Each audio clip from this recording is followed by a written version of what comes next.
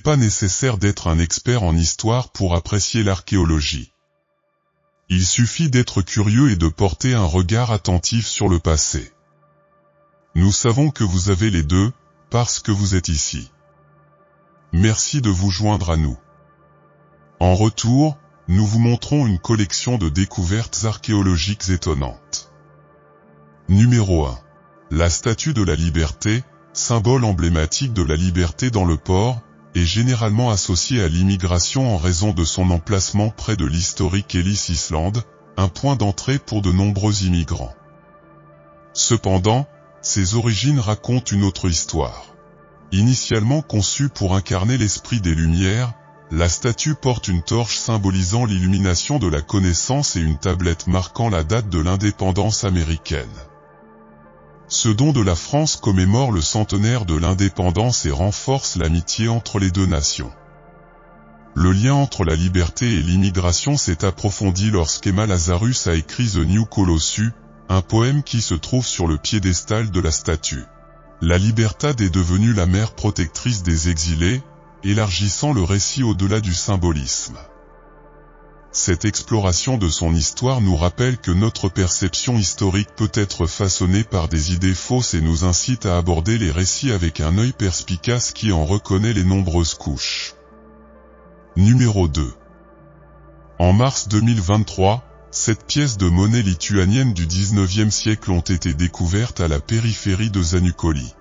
Après avoir trouvé d'autres pièces de monnaie, la personne responsable de la découverte en a informé l'Office provincial de la protection des monuments, comme l'exige la loi, car l'utilisation de détecteurs de métaux non autorisés est illégale en Pologne. Les archéologues envoyés sur le site ont confirmé que le trésor avait été délibérément enterré dans une couche de sous-sol.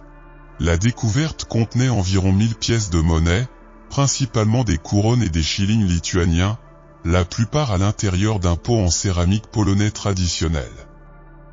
La cruche et son contenu pèsent environ 3 kg. Ces pièces ont été frappées à l'époque où la Pologne et la Lituanie étaient unies dans le cadre du Commonwealth polono-lituanien, un État conjoint avec une population multiethnique de plus de 12 millions de personnes. Actuellement, le trésor est en cours de fouille dans son intégralité et sera analysé par le département d'archéologie du musée de Podlasie du Sud, à Biała Podlaska. Numéro 3. L'énigme du dolmen de Soto, en Espagne. Le dolmen de Soto est un mystère vieux de 5000 ans qui n'a pas encore été résolu. Dans la province de Huelva, il existe environ 200 sites funéraires rituels néolithiques, mais aucun n'est aussi impressionnant que cette structure souterraine. Le dolmen a été découvert en 1922 par Armando de Soto Moria alors qu'il essayait de construire une nouvelle maison sur ses terres en Andalousie. L'archéologue allemand Hugo Obermeyer a été appelé pour fouiller le site et a découvert 8 ensembles de restes humains enterrés en position fétale, entourés d'objets funéraires tels que des coupes, des poignards et des fossiles marins. La découverte de fossiles marins à côté des corps est particulièrement inhabituelle car elle n'avait jamais été observée auparavant en Espagne et sa signification reste inconnue. Les 43 pierres verticales qui entourent le dolmen sont également énigmatiques, chacune avec des gravures représentant des couteaux, des coupes, des figures humaines et des formes abstraites. Bien qu'un siècle se soit écoulé depuis sa découverte, nous ne savons toujours pas qui y a été enterré ni la signification des symboles gravés dans les pierres. Numéro 4. Cléopâtre et sa lignée. Cléopâtre, la dernière souveraine de l'Égypte ancienne, est souvent dépeinte comme une reine égyptienne captivante, mais sa lignée a des racines grecques macédoniennes. Son ascendance remonte à Ptolémée, un général dans les rangs d'Alexandre le Grand. Bien que Cléopâtre ne soit pas d'origine égyptienne, elle était connue pour embrasser la culture de son royaume, apprenant même la langue égyptienne, ce que ses prédécesseurs de la dynastie ptolémaïque n'avaient pas fait. Sa capacité à fusionner son héritage grec avec les traditions égyptiennes ajoute de la complexité à sa figure historique, démontrant comment il a navigué les frontières culturelles avec maîtrise. Cléopâtre devient ainsi un exemple fascinant d'identité culturelle aux multiples facettes de l'histoire, laissant une marque indélébile dans le paysage historique. Numéro 5. En mars 2023, des archéologues du Pérou et de la Pologne ont découvert un complexe de temples vieux de 4000 ans lors de fouilles à Cerro Colorado, près de Barranca, au Pérou. Le complexe, situé sur 2 des 4 monticules, comprend une structure pyramidale construite en briques de boue et en blocs de pierre. Pour assembler les blocs, un mélange d'herbe et de mortier a été utilisé, daté au radiocarbone entre 2500 et 2200 avenue Jésus-Christ, une époque où les cultures andines étaient influencées par l'agriculture et les établissements urbains de la région amazonienne. L'importance de cette découverte réside dans le fait qu'elle élargit l'aire de répartition connue des temples pyramides, qui étaient auparavant limités au site de Caral, les rapprochant de l'océan Pacifique. Les temples ont continué à être sacrés longtemps après la fin de leurs fonctions initiales. Des faisceaux funéraires datant de 772 à 989 après Jésus-Christ ont également été retrouvés. Cela montre la continuité des traditions religieuses pendant l'Empire Wari. L'une des sépultures contenait les restes d'un enfant au crâne délibérément déformé, indiquant un statut social élevé. L'enfant était enveloppé dans un textile unique, décoré de motifs zoomorphes. Les découvertes coïncidant avec des récits historiques qui décrivent la présence de sorciers et de sorciers dans la région. Les archéologues pensent que ce temple a été mentionné par le chroniqueur Antonio de la Calancha, qui a prétendu avoir trouvé un démon à Cerro Colorado. Numéro 6, le premier sismographe de l'histoire. Il serait extrêmement utile de pouvoir prévoir l'arrivée des tremblements de terre, permettant l'évacuation de zones avant une catastrophe et sauvant de nombreuses vies. Bien qu'au XXIe siècle, nous ayons encore du mal à prédire les tremblements de terre malgré notre technologie de pointe, les anciens Chinois essayaient déjà de faire des prédictions au IIe siècle. En 132 après Jésus-Christ, le scientifique Zhang Heng a conçu un sismographe étonnamment sensible et sophistiqué pour l'époque. À première vue, l'appareil ressemble à un vase décoratif, mais son mécanisme interne a permis de détecter les tremblements à des kilomètres de distance. Il fonctionnait avec un pendule à l'intérieur qui, lorsqu'il était oscillé par un tremblement de terre, libérait une boule de la bouche de l'un des dragons sculptés sur ses flancs, la faisant tomber dans la gueule d'une grenouille située en dessous. Cet engin ingénieux alertait non seulement les observateurs de l'occurrence d'un tremblement de terre, mais indiquait également la direction d'où il venait. Bien que ce ne soit probablement pas très précis et qu'il n'ait pas donné beaucoup de préavis, c'était certainement mieux que de ne pas avoir d'avertissement du tout. Numéro 7. Ces formations rocheuses imposantes, aux formes rappelant des champignons gigantesques, fascinent les voyageurs et les scientifiques depuis des siècles. Ne vous laissez pas berner par leur nom magique, ce ne sont pas des maisons de fées mythiques. Les cheminées de fées ont été façonnées par la nature pendant des millions d'années. Il y a longtemps, dans la région de la Cappadoce, de puissants volcans sont entrés en éruption, recouvrant la terre d'épaisses couches de cendres volcaniques. Au fil du temps, ces cendres se sont durcies en une roche tendre appelée tuf. Puis le vent et la pluie ont opéré leur magie, sculptant lentement ces hautes structures en forme de cheminée, qui se dressent maintenant au-dessus du sol. Certaines de ces formations atteignent des hauteurs allant jusqu'à 40 mètres, se dressant comme des gardiens silencieux de l'histoire ancienne du lieu. Mais il y a plus sous la surface, littéralement. Les archéologues ont trouvé des fossiles de créatures marines enfouies dans les couches volcaniques, prouvant que cette région aujourd'hui sèche était autrefois recouverte d'une vaste mer ancienne. Ce qui est encore plus étonnant, c'est la façon dont les humains ont profité de ces formations pendant des siècles. Les habitants de la région ont creusé des maisons, des églises et même des villes souterraines entières dans la roche de tuf tendre. Ces structures ont fourni protection et abri pendant d'innombrables générations, combinant le travail de la nature et l'ingéniosité humaine. Les cheminées de fées sont plus que de simples formations uniques, ce sont des conteurs d'histoire sur les forces volcaniques, les mers anciennes et les civilisations qui ont trouvé un moyen de prospérer ici. C'est un paysage qui inspire à la fois l'émerveillement et l'émerveillement. Mais si ces formations vous impressionnent, attendait de découvrir un endroit où la terre elle-même semble s'élever pour toucher le ciel. Numéro 8. En février 2023, lors de fouilles archéologiques dans le cadre du projet d'amélioration de la route A14 en Angleterre, des scientifiques du musée d'archéologie de Londres ont découvert un ancien peigne inhabituel fabriqué à partir d'un crâne humain. Cette découverte fait partie des 280 000 artefacts précédemment collectés entre 2016 et 2018. Connu sous le nom de Barilcon, l'artefact a été trouvé à 4 km au nord-ouest de Cambridge et remonte à l'âge du fer. Son but exact n'est pas clair, mais la présence d'un trou suggère qu'il était utilisé comme une amulette plutôt que comme un accessoire personnel. Le peigne a peut-être été un objet hautement symbolique et puissant pour la communauté locale, sculpté dans le crâne d'un membre important de la société dont la présence a été préservée et commémorée à travers ses os. Cette découverte offre une nouvelle perspective sur la façon dont ces communautés traitaient leurs morts et met en lumière les rituels et les croyances de l'âge du fer en Grande-Bretagne. Seuls 2 autres objets similaires ont été trouvés dans le pays, l'un dans le Yorkshire dans les années 1970, qui avait des dents sculptées, et l'autre à Arston Mill au début des années 2000. Numéro 9. L'apogée de Napoléon Bonaparte. Il existe une idée fausse répandue sur la taille de Napoléon Bonaparte, le célèbre empereur français. Beaucoup pensaient qu'il était court, environ 5 pieds 2 pouces, mais cette idée est basée sur un malentendu. La confusion est due au fait que leur hauteur a été enregistrée à l'origine sur des pieds français, qui étaient plus longs que les pieds anglais. En convertissant la mesure au système anglais, il a été déterminé que sa taille réelle était d'environ 5 pieds 7 pouces, ce qui le plaçait en fait au-dessus de la taille moyenne des hommes en France à son époque.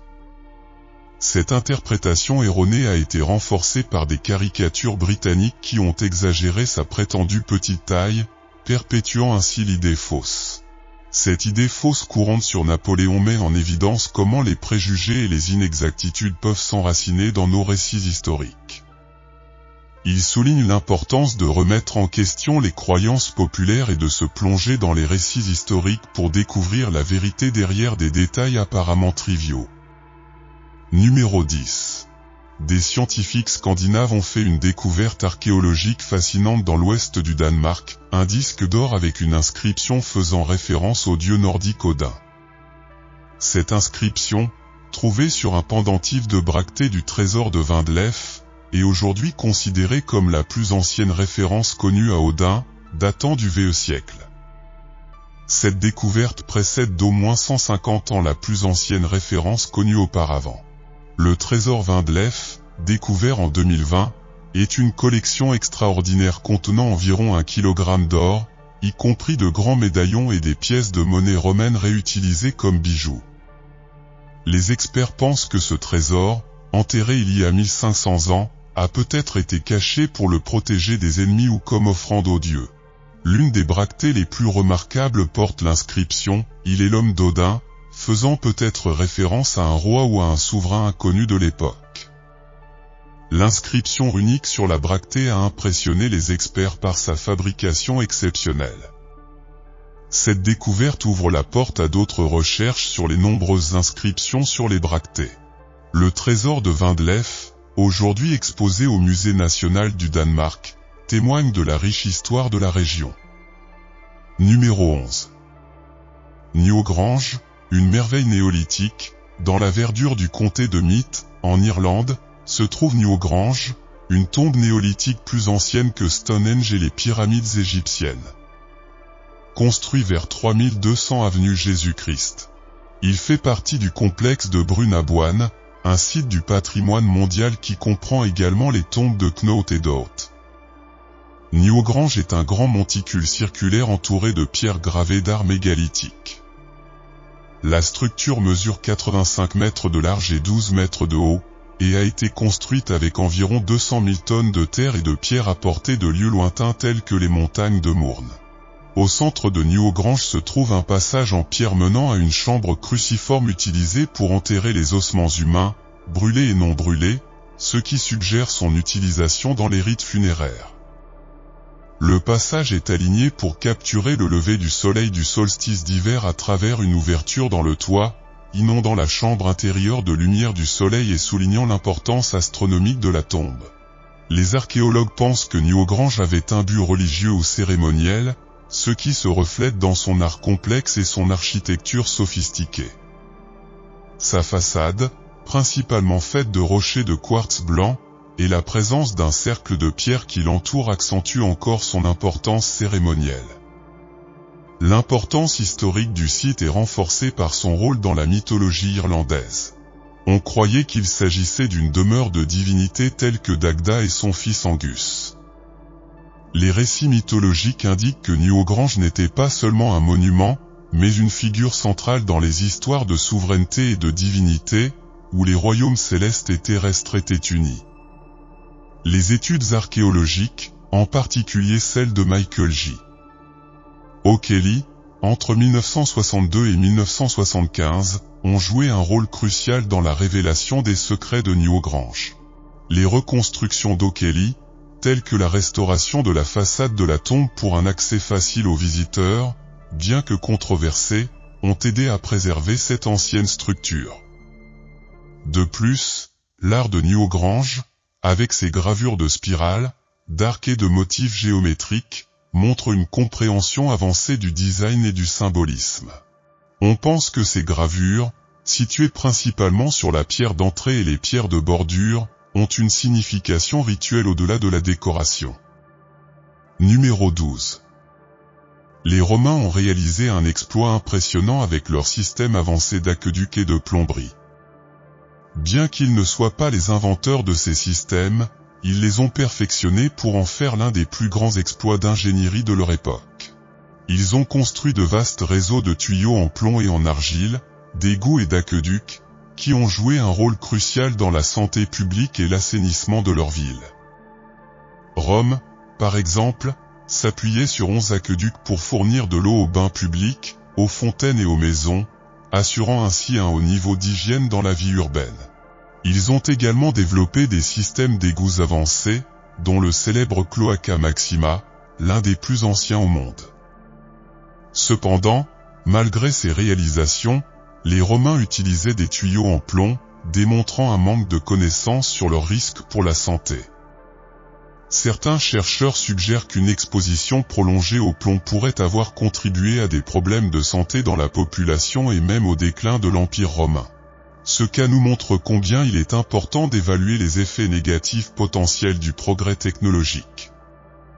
Numéro 13. Le sarcophage noir d'Alexandrie. On pourrait penser que nous avons déjà découvert tout ce qu'il y a à savoir sur l'Égypte ancienne, mais, de temps en temps, des découvertes surprenantes continuent d'apparaître. Récemment, des archéologues d'Alexandrie ont découvert un énorme sarcophage en granit noir qui était resté intact pendant 2000 ans. Les spéculations allaient de la possibilité qu'il contenait les restes d'Alexandre le Grand à la possibilité qu'il abritait une malédiction mortelle. Lorsqu'ils l'ont ouvert, ils ont trouvé 3 squelettes immergés dans l'eau brune des égouts, qui dégageaient une terrible puanteur. Les premières tentatives pour soulever le couvercle ont été contrecarrées par l'odeur écrasante, forçant l'équipe à demander l'aide d'ingénieurs militaires pour ouvrir complètement la tombe. À l'intérieur, ils ont trouvé 3 squelettes qui, selon des études, pourraient avoir appartenu à des officiers de l'ancienne armée égyptienne. Les os étaient tout ce qui restait des momies, ce qui suggère qu'il s'agissait d'une sépulture familiale. Mustapha Waziri, secrétaire général du Conseil suprême des Antiquités, a assuré à la population qu'aucune malédiction n'avait été déclenchée. Cependant, par mesure de prudence, la zone a été dégagée en raison de fumées toxiques possibles. Le sarcophage, qui mesure près de 2 mètres de haut, environ 3 mètres de long et pèse 27 tonnes, est le plus grand de son genre retrouvé intact. On estime qu'il date du début de la période ptolémaïque, après la mort d'Alexandre le Grand en 323 avenue Jésus-Christ. D'autres études tenteront de déterminer l'identité et les circonstances de la mort des personnes qui s'y trouvent. Numéro 14.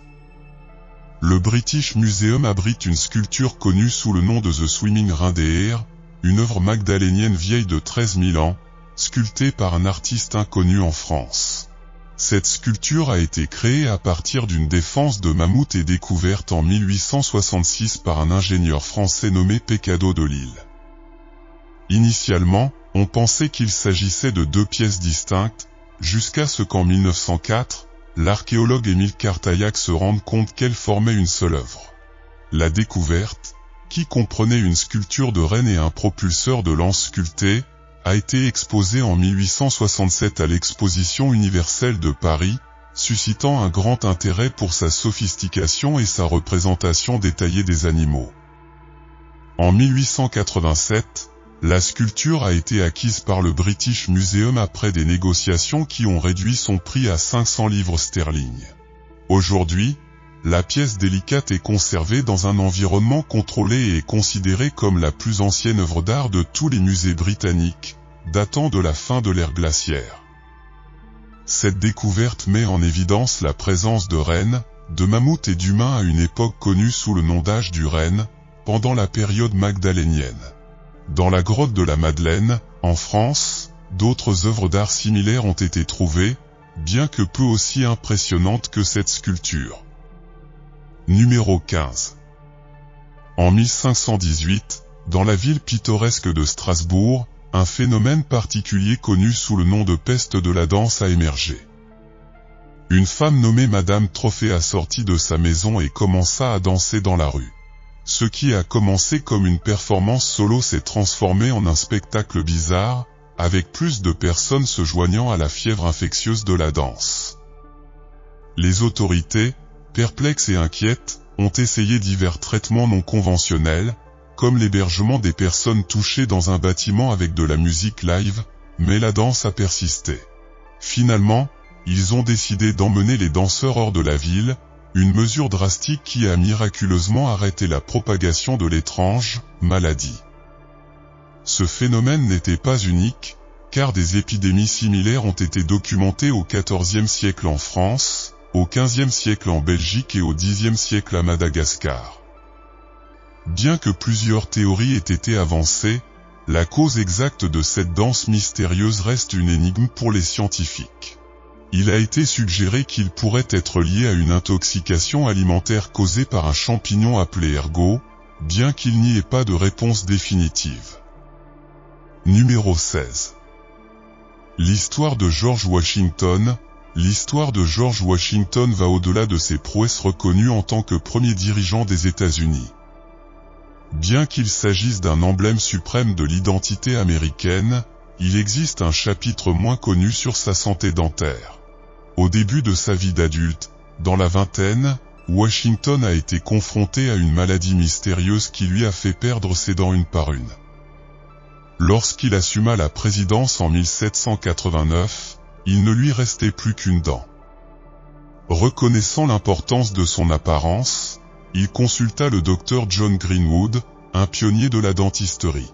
Contrairement à la croyance populaire selon laquelle ces prothèses dentaires étaient en bois, Greenwood les a créées en utilisant des os d'hippopotame, de l'ivoire d'éléphant et même des os humains, ancrés par une plaque d'or.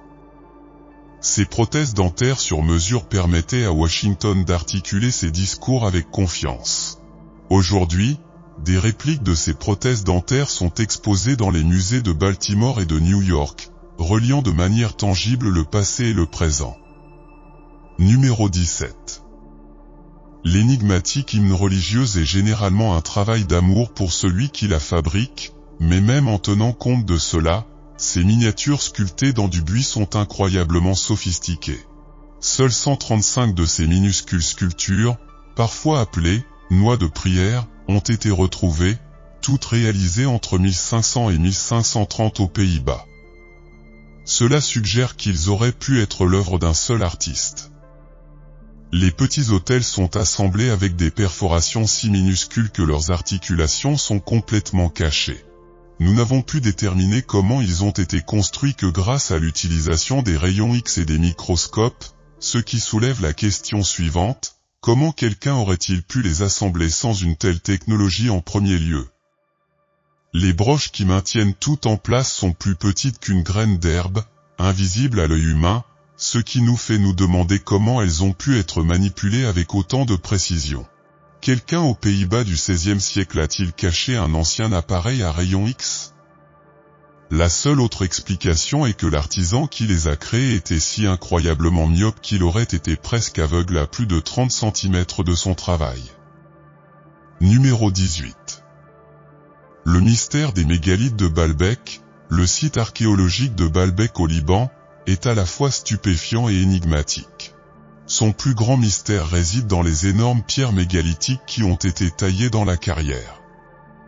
L'un d'eux, connu sous le nom de « Rocher du Sud », pèse environ 900 tonnes.